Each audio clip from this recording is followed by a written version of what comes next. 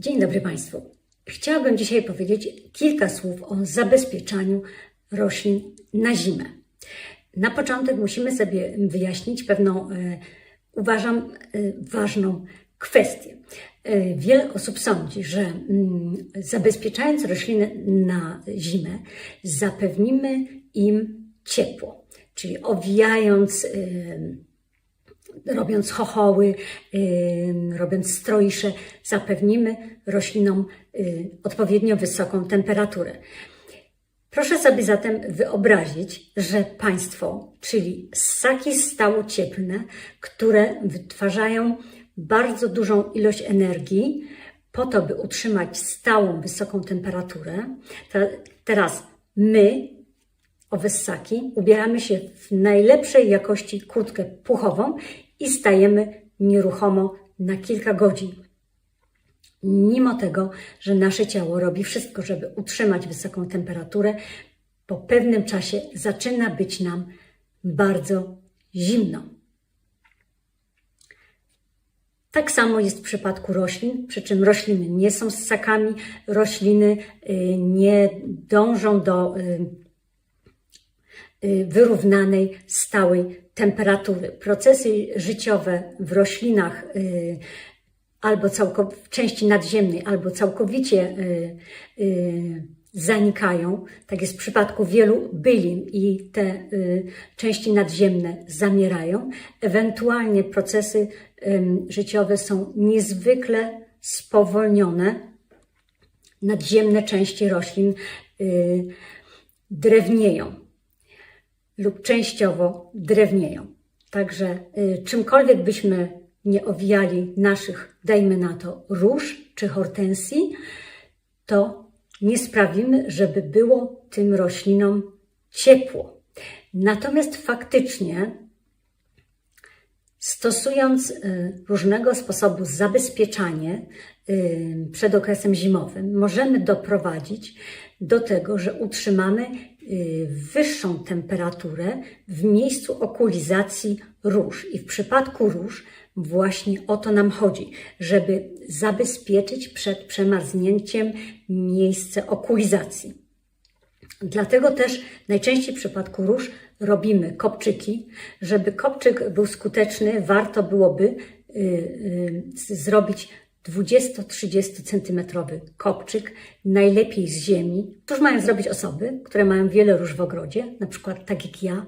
Ja nie mam skąd wziąć tej ziemi, nie mam też również siły, aby taką ziemię rozwozić po ogrodzie i kopczykować róże, a potem ściągać tę ziemię wiosną, przewozić na jakieś inne miejsce. Tak robił mój tato. Mój tato miał w ogrodzie tylko kilka róż i mógł sobie pozwolić na to, żeby ziemię składować w okresach ciepłych, a przed zimą róże kopczykował.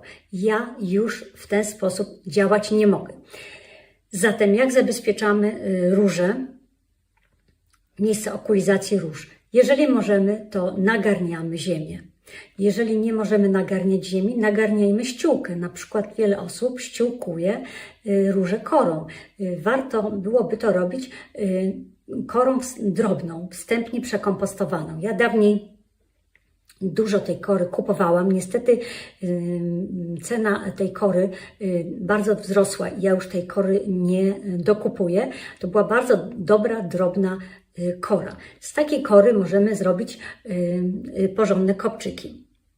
Pamiętajmy, że kopczykujemy róże dopiero wtedy, gdy ziemia zaczyna zamarzać. Nie chcemy tego robić zbyt wcześnie. Jeżeli zaczniemy kopczykować róże zbyt wcześnie, narażamy je na gnicie i na rozwój chorób grzybowych. Oczywiście czasem nie mamy wyjścia, bo nastąpi ocieplenie, i nie będziemy przecież rozgarniać tych kopczyków w połowie grudnia czy na początku stycznia. Musimy zaryzykować. Ja czekam do takiego prawdziwego ochłodzenia i zaczynam kopczykować róże, ale też nie jestem w stanie ich wszystkich zakopczykować za jednym razem, bo nie mam tyle czasu. Przyznam też, że powoli, widząc jak ociepla się klimat, jak rzadko już mamy wielkie mrozy, ja się powoli też z kopczykowania wycofuję. Kopczykuję róże, na których mi najbardziej zależy. Natomiast róże kanadyjskie, róże skandynawskie lub wielkie stare róże, które rosną u nas od kilkudziesięciu lat, ja ich już nie kopczykuję. Jeśli chodzi o zabezpieczanie pędów róż, tak jak już mówiłam, czy też hortensji ogrodowych, możemy robić stroisz z gałęzi roślin iglastych, ale roślin iglastych, którym się nie osypują szybko igły.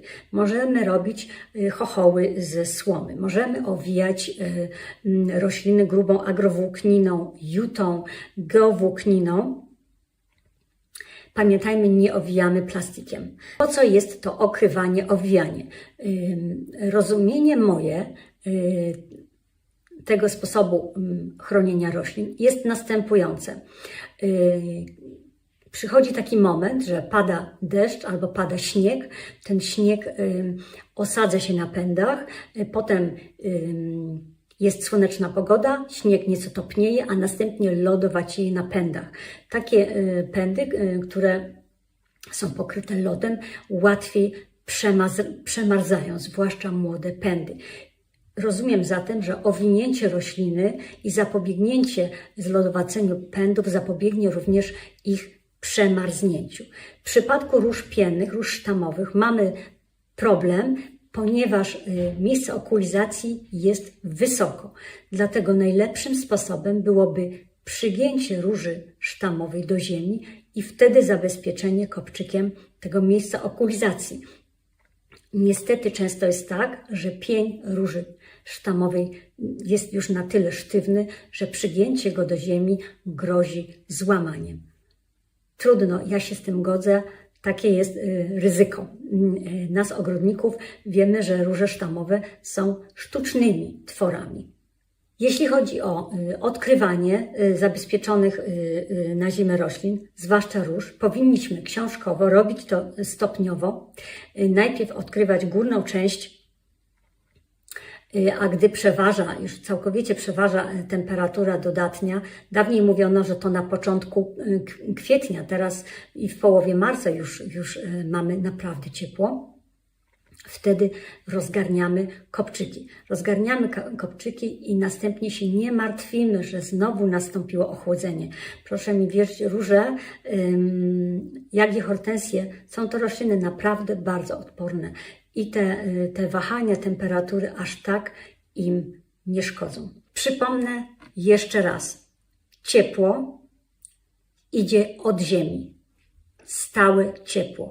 W związku z tym starajmy się zapewnić roślinom to ciepło płynące od Matki Ziemi. Pamiętam, dawniej oglądałam regularnie panią, która stworzyła wspaniały ogród różany w okolicach Woronerza i ta osoba przed nadejściem mrozów ściągała wszystkie swoje róże pnące z podpór i kładła je na ziemi. I wtedy jeszcze je odpowiednio zabezpieczała. To samo robiła z różami sztamowymi. Kopczykowała wysoko róże wielkokwiatowe, róże okrywowe, bo rozumiała, że okrywanie, owijanie róż pnących w pionie ma znikomy sens. Także bardzo proszę o tym pamiętać. Ja czasem obserwuję, że na forach internetowych, zwłaszcza, że czytelnicy nieco panikują, bo na przykład przychodzi wiosną okres chłodów i wszyscy się zastanawiają, czy wybiegać z kurtkami, teraz owijać róże, owijać hortensje. Ja uważam to za pozbawione sensu, bo tak jak już mówiłam wcześniej, te rośliny nie są w stanie utrzymać wyższej temperatury przy owinięciu ich kurtką, nawet najlepszą kurtką puchową. Takich możliwości natura nie ma. Natomiast natura wyposaża rośliny w inne mechanizmy, które pozwalają roślinom się odrodzić, więc nawet gdyby się tak zdarzyło, że róże Państwu przemarzną do kopczyka, one się odrodzą. Ja moich hortensji ogrodowych w ogóle nie ukrywam.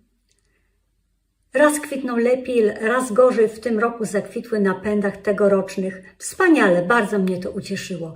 Także nie biegajmy jak zwariowani z kurtkami i agrowłókniną pod pachą po ogrodzie. Nie martwmy się na zapas.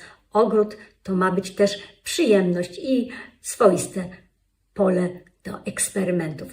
Reasumując, okrywanie, zabezpieczanie ma sens, ale sens ten nie tkwi w zabezpieczeniu rośliny, żeby im temperaturę znacznie podnieść, tylko chodzi o zabezpieczenie przed zlodowaceniem i przemarznięciem młodych pędów, zabezpieczenie miejsca okulizacji w przypadku róż, zabezpieczenie w przypadku hortensji ogrodowych, zabezpieczenie pąków, bo hortensje ogrodowe kwitną przeważnie na pąkach wytworzonych w sezonie ubiegłym. Życzę Państwu powodzenia. Pozdrawiam serdecznie.